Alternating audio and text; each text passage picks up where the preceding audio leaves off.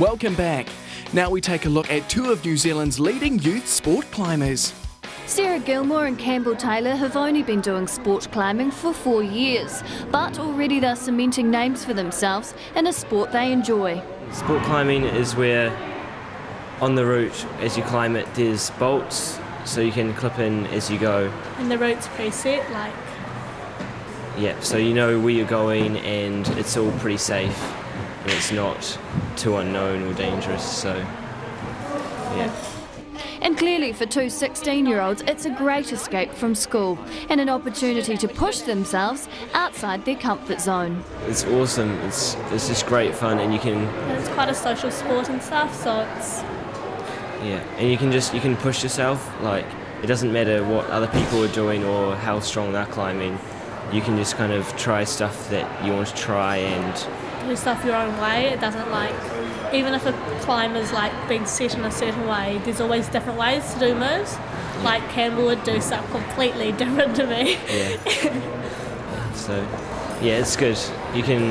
It's just a bit of a thrill, especially outdoor climbing. It's just getting in a good, like, really scenic place and beautiful views and rock and sun. It's good. But both admit it's not without its hazards. Especially when you're climbing and it's quite steep or overhanging and you've got your last clip of protection a little bit below you, and just sometimes falling's not always bad, but sometimes it's pretty intense. So. I'm probably the complete opposite to Campbell. I'm quite happy when it's overhanging because you just fall into air, but when it's like flat you fall out and smack into the wall.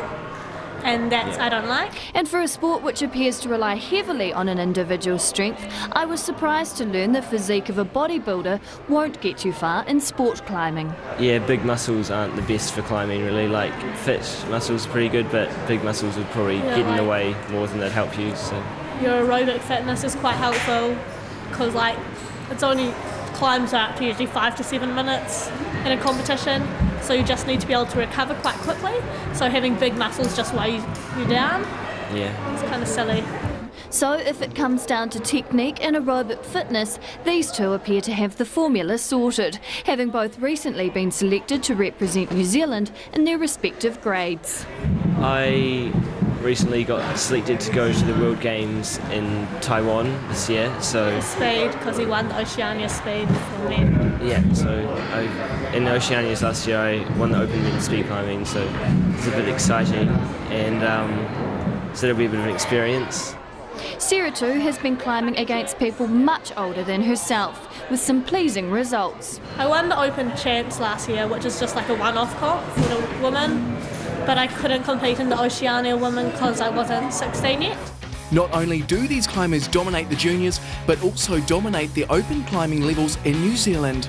Also, Sarah Gilmore has been selected for a junior team to head to the 2010 World Youth Championships in Scotland. Now we take a look at a sport where distance is more important than height: long jumping.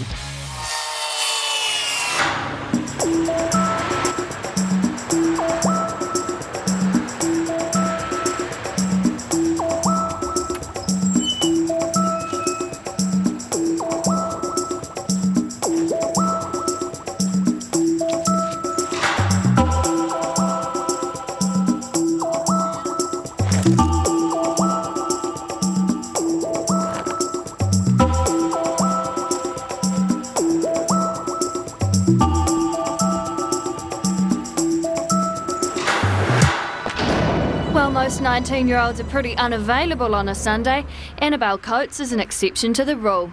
The talented 19-year-old juggles university, a part-time job and an athletics career that's taking off. I've always been pretty good at long jump.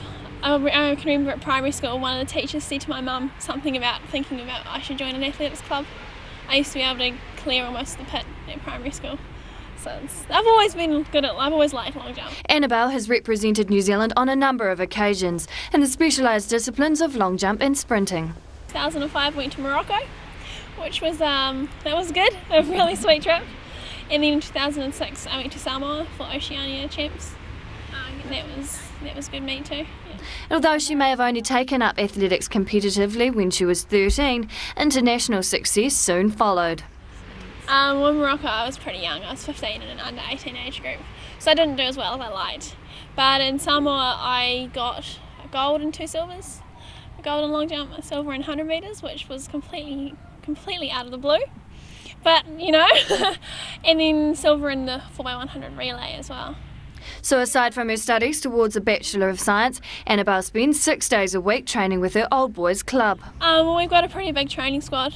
There's, in my group, we've got 2 groups within my group. There's the school age kids and then us. There's about 7 or 8 of us that train most of the time together, so it's not really, not too bad. We have a bit of fun, do a bit of laughing and some training at the same time. So. Rain, hail or shine, it's a commitment that sees Annabelle in the gym or on the track all year round, under the watchful eye of her coach. Yeah, my coach moved to Australia last year, which was a bit of an upheaval for me. So just have a first season with my new coach, Andrew McLennan. It's working well so far. Good, got me running a lot faster than I was. Shaved a while off my PB in my 100 metres and 200 metres around coming back on track.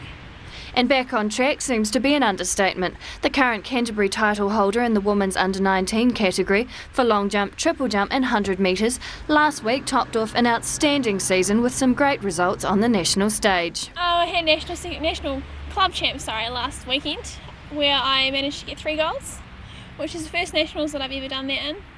I won the long jump and triple jump, and my team won the 4x100 metre relay in the women's 19 age group.